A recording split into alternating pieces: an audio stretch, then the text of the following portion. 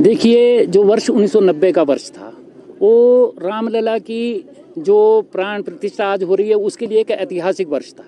पूरे देश भर में रामलला के दर्शन, रामलला के मंदिर को बनाने के लिए, पुनर्निर्माण करने के लिए एक आंदोलन चल रहा था पूरे देश में। और क्योंकि उस समय भारतीय मजदूर संघ के जिला अध्यक्ष का दायित्व मेरे पास था, मेरे साथ आदरणीय दिनेश भाई और ठाकुर रमेश जी, ये दोनों मेरे साथ उपाध्यक्ष थे। हम लोगों ने अपनी जिला की एक बैठक की और उसमें हमने भी तय किया कि हमारा भी एक जत्था, एक गण हमारा अयोध्या के लिए कूच करेगा। हमारे गण में हमारे साथ श्री लच्छी राम जी जो निजी क्षेत्र से थे, बालकृष्ण जी जो नगर निगम की यूनियन से थे, गोविंद राम शर्मा जी जो पूर्व विधायक है, उस समय एक कर्मचारी नेता होते थे, और किशोरी लाल जी। ऐसा हमारा 7 लोगों का एक गण हिमाचल प्रदेश की जो कर्मचारी क्षेत्र था, मजदूर क्षेत्र था, उसकी तरफ से यहाँ से कूच हुआ। तो हमारे जो वाहिनी प्रमुख थे वो श्री राजेंद्र पाल सूद जी थे, सुरेश भारद्वाज जी और उनके सहयोगी, ये सब लोग भी हमारे जत्थे के साथ, हमारे गण के साथ एक गण की अगुवाई कर रहे थे। इस तरह से हम लोगों ने पहले, हमारी जो कार सेवा का था, पहले हम लोगों ने ज़्यादा लोगों को तैयार करने की कोशिश की, लेकिन पूरे देश में एक भय का वातावरण बनाया जा रहा था। जो राम विरोधी सरकारें थी, वो जो है, तो वहाँ से मुलायम सिंह जी ये कह रहे थे कि उत्तर प्रदेश के, आप अयोध्या की बात छोड़ो, उत्तर प्रदेश में भी किसी कार सेवकों को घुसने नहीं दिया जाएगा और वहाँ पे परिंदा भी पर नहीं मार सकता। इस तरह का ऐलान लगातार हो रहा था और एक दहशत का माहौल था। हमारी विपरीत परिस्थितियां होने के बावजूद भी हम लोगों ने संकल्प किया कि हम हर हालत में अयोध्या पहुँचेंगे और अयोध्या के लिए हम लोगों ने कूच करने का निर्णय लिया।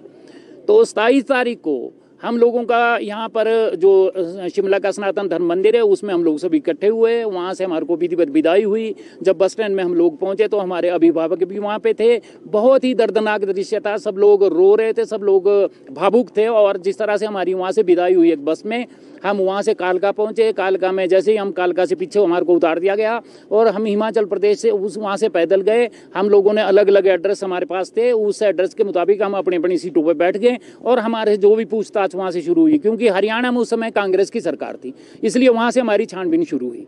लेकिन हम लोगों ने, हम बिल्कुल दृढ़ संकल्प के साथ अपनी सभी चीज़ों को लेकर बिल्कुल जो हमारे को जवाब देना था वो हम देते रहे और इस तरह से हम लोग उत्तर प्रदेश में प्रवेश कर गए। उस समय उत्तराखंड और जो उत्तर प्रदेश था वो एक ही राज्य था। तो वहाँ पे हम पहुँचे। वहाँ से बहुत सारे गुप्तचर हमारे जो डिब्बे थे उन ट्रेन के अंदर, वो हम वहाँ पे आ गए। लगातार कभी मेरे से पूछताछ हो रही थी, कभी दिनेश भाई से हो रही, कभी रमेश जी से पूछ रहे थे, कभी अन्य कार सेवकों से पूछ रहे थे। लेकिन हम लोगों ने उनको काफ़ी देर तक उलझा के रखा और हम लोग आगे बढ़ते हुए जब हम मुरादाबाद पहुँचे तो हमारे में से एक कार सेवक को पुलिस ने पकड़ लिया, गुप्तचरों ने पकड़ लिया और उसके बाद जिनसे वो बात कर रहे थे उनको एक एक करके उन्होंने पकड़ना शुरू कर दिया। आखिर में हमारे गण की बारी आई। हम लोगों ने वहाँ पे बहुत प्रोटेस्ट किया, लेकिन उन्होंने ज़बरदस्ती हमारे को उतार दिया।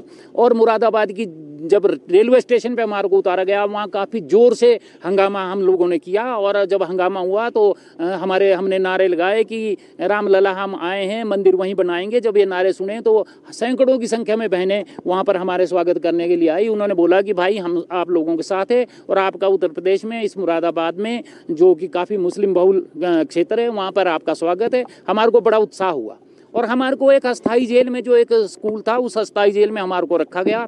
हम लोगों को वहाँ रखा गया। लेकिन देर रात होते होते जो वहाँ की पुलिस के एसपी थे, उनके पास इनपुट आया कि यहाँ पर हमला हो सकता है शरारती तत्वों द्वारा।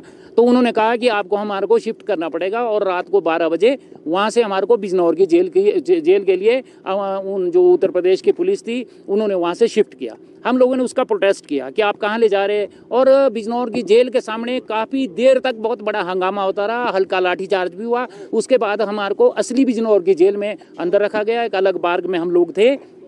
उस बार्ग में एसपी ने आके हमारे को बताया कि हमने बहुत अच्छा किया जो आपको वहाँ से शिफ्ट कर दिया। देर रात में वहाँ पर जो शरारती तत्व थे उन लोगों ने हमला किया है मुरादाबाद में। ये सूचना हमारे को जेल के RD शर्मा जी जो वहाँ के एसपी थे, जेल के अधीक्षक थे, उन्होंने हमारे को ये चीज़ बताई। उसके बाद क्या हुआ कि हम लोगों को क्यों 30 तारीख निश्चित था समय कार सेवा का, तो 30 तारीख को हम इंतज़ार कर रहे थे कि हम तो जेल में बंद है, लेकिन क्या होगा, हमारे को अंदर जानकारियाँ मिल रही थी। हमारे को 31 तारीख को पता चला कि वहाँ पर कार सेवा हुई है आंशिक रूप से, क्योंकि कोई हथियार नहीं ले जा सकते थे। कि साधु संतों ने चिमटों से, किसी ने पत्थर से, किसी ने किसी तरह से, सब लोगों ने अपनी अपनी कार सेवा वहाँ पे प्रारंभ कर दी है। लेकिन उत्तर प्रदेश की पुलिस ने वहाँ पर गोली चार्ज कर दिया और गोली से 2 कुठारी बंधु और ऐसे अनेक कार सेवक वहाँ पर मृत्यु को प्राप्त हो चुके हैं। वो शहीद हो गए और सरयू नदी बिल्कुल लाल हो चुकी है। सरयू नदी में खून बह रहा है कार सेवकों का। इसको बात को लेकर हम बहुत दुखी हुए और अंदर जेल में ही बहुत हमने काफ़ी प्रोटेस्ट किया। हम निरंतर जेल में लगे रहे और हम लोग इस बात पर अड़े रहे कि जब भी हमारे को छोड़ा जाएगा तो हम अयोध्या जाएंगे। रोज़ हमारे से पूछा जाता था, लेकिन जब हम लोगों ने जाने पे हम दृढ़ संकल्प थे तो 6 तारीख को हमारे पास जो जेल के अधीक्षक थे वो आए कि अगर आप नहीं मानते तो फिर ठीक है, आपको अयोध्या ही भेजते हैं। और अब एक उत्तर प्रदेश की जो बस थी उसको बुलाया गया, 4 पुलिस के कर्मियों को हमारे साथ बिठाया गया और हमारे को एक एक करके जेल से रिहा किया गया। हमारे को जेल का बाकायदा सर्टिफिकेट भी सब लोगों ने इशू किया, सब लोगों को इशू किया। वहाँ के अधीक्षक ने हमने बोला कि हमारे को लिख के दो आपकी, हमारे को आपने यहाँ पे अरेस्ट रखा है, तो वो सर्टिफिकेट भी हम लोगों के पास प्रमाण के तौर पर मौजूद है। हम लोगों को वहाँ से जब हम लोगों को छोड़ा गया तो वहाँ से हम लोग जब हम हरिद्वार पहुंचे तब हमारे को पता चला कि वो हमारे को अयोध्या नहीं ले जा रहे बल्कि हमारे को वापस शिमला भेज रहे हैं। तो हम लोगों ने अयोध्या में रिक्वेस्ट की पुलिस वालों से और हमने वहाँ पे गंगा स्नान किया और उसके बाद शिमला के बस स्टैंड पे उत्तर प्रदेश की पुलिस ने अपनी बस के माध्यम से हम लोगों को उतारा। ये बहुत भयानक दृश्य था। ये बात आज कल्पना भी नहीं की जा सकती कि राम मंदिर बनेगा।